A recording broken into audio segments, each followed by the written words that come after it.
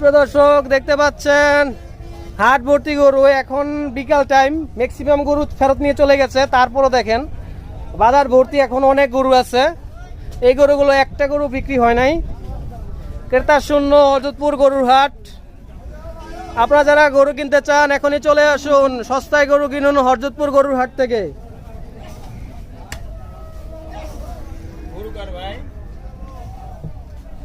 আজকে গরুর আমদানি হয়েছে প্রচুর হযরতপুর গরুর হাটে, কিন্তু ক্রেতা শূন্য। গরু নিয়ে আসার পর যে 4-5টা গরু বিক্রি হয় তাহলে কি তার পোষাবে? গাড়ি ভাড়া তো উঠে না, এমন একটা অবস্থা। কারণ যারা জিজ্ঞেস করতেছে সেই বলতেছে যে বাজারের পরিস্থিতি খুব খারাপ।